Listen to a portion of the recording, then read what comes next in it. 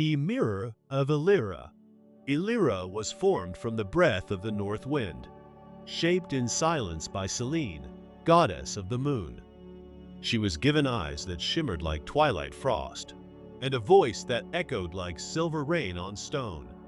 From Artemis, she was gifted a heart brave enough to walk alone. From Apollo, the desire to seek truth in all things. Athena offered her the gift of memory, so no lesson would ever leave her. But it was Hecate who placed the mirror in her hands. Smooth, obsidian black, with a handle of woven starlight. "This is the mirror of seeing," Hecate said. "It will show you what others cannot, the truth beneath the face." But one rule stood, clear and cold. Elyra must never gaze into the mirror herself.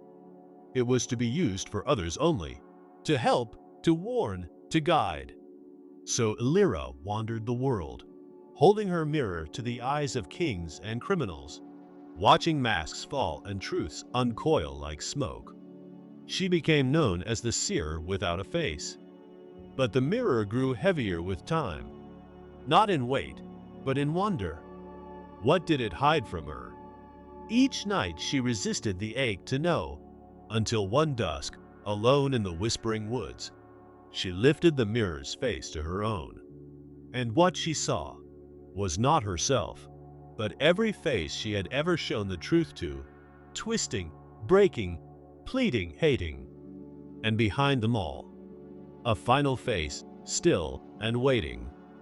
Her own, not of the girl she was, but the one she might become, if truth replaced wonder, and knowledge burned through mercy. The mirror turned to ash in her hands, and from that day forward, Elyra saw with her eyes alone, but never again with her soul. The Lantern of Solara. They told her never to light it. The lantern burned with a flame that was never meant for the living, forged from the last breath of a dying star, and sealed in glass smoothed by time itself. The Lantern of Solara pulsed faintly, as if remembering the sky. It had been passed to Auron, not as a gift, but as a burden, a symbol of trust, but also of danger. She was told it could show what was lost, whole cities swallowed by the sea, names forgotten by history, truths buried in lies. But it would cost her. To light the lantern was to tear the veil between worlds. And from the moment the flame rose, it could never be undone. Still, her hands lingered near it. Sometimes, in the dead of night, she swore she saw the lantern flicker, a light that moved without wind, a glow that breathed without air. It called to her, not with words, but with the ache of unfinished stories. She imagined it glowing in the darkness, revealing secrets meant to stay hidden, a face she never knew, a path she never walked, a choice she never made. Each day, her resolve cracked a little more. And one evening, with dusk curling at the window, she struck the match. The lantern flared, not bright, but deep, a quiet fire that did not warm, but reached.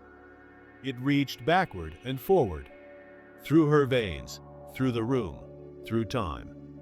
And suddenly, Auron saw. Everything, every joy denied, every sorrow sealed, every truth she was never meant to carry. The lantern did not shatter. It dimmed, satisfied. And Auron? She no longer looked at the world the same way. Because once the light touches you, you become what it reveals. Epimetheus and Pandora. The gift of creation. They say Epimetheus was not just any titan. Zeus entrusted him with shaping the earth, molding mountains, forests, and rivers, breathing life into the world's wild beauty. His brother Prometheus, forever bound by punishment, had gifted fire to humans, a spark of hope and defiance. Epimetheus missed him dearly, yet found solace in Pandora, a curious soul ablaze with wonder and impatience. Pandora arrived from the heavens. her eyes wide with questions, her heart eager to uncover every secret the world held. Together, they wandered through blooming fields, shedding light on the mysteries of nature, he sculpting life with careful hands. But Pandora's greatest gift wasn't her curiosity alone. It was the hope she carried within, a flame to brighten even the darkest of days. And so, side by side, they crafted a world filled with beauty, complexity, and endless possibility. Pandora's obsession. They warned her never to open it.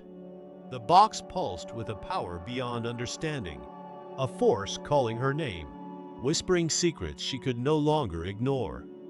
Day after day, Pandora wrestled with the temptation. A voice inside, fierce and unyielding, urged her closer, pulling her toward the forbidden.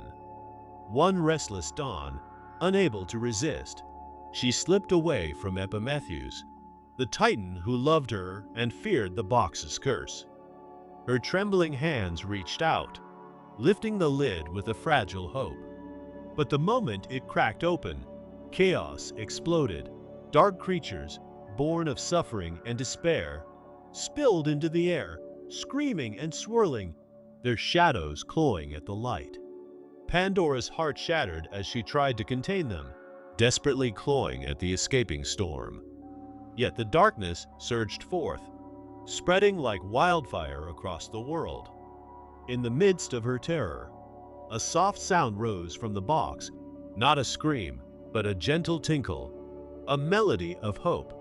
As she peered inside once more, a warm light flickered free, rising like a fragile flame to fight the darkness. Though she had unleashed suffering, she had also set hope free, a spark to soothe the wounds of the world.